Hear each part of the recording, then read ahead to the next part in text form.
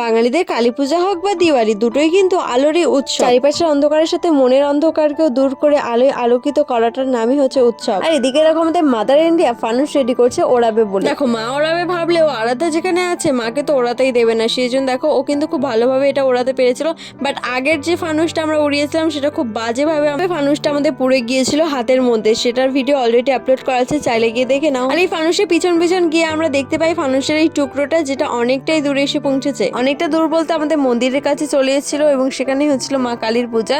তাই দেখে নিলাম মাকে নয়ন ভরে। দেখো লুক যেমনই হোক না কেন মা তো মাই হয়, সেই জন্য মা কালীকে এরকম ভয়ঙ্কর রূপে দেখেও কিন্তু সবারই খুব ভালোই লাগে। আর আমি যেখানে আছি সেখানে সাঙ্গ পাঙ্গ গুলো থাকবে না, সেটা কি হয় দেখো আমার সাথে সাথে এরাও ঠাকুর দেখতে চলে এসছে। আর আসার সময় কিছু বাজিও এনেছিলাম, যেটা এই ঠাকুর মন্দিরের সামনে আমরা একটু ফাটিয়ে নিচ্ছিলাম। আমরা তো বাজি ফাটাচ্ছিলাম আর বাকিরা কি করছিল দেখে নাও, রাত ভোর এরা নাচানাচি করেছে। তো যাই হোক, এদের নাচানাচি দেখে ফিরে পড়লাম বাড়ির দিকে, কারণ এবার হবে সুখ পূজা।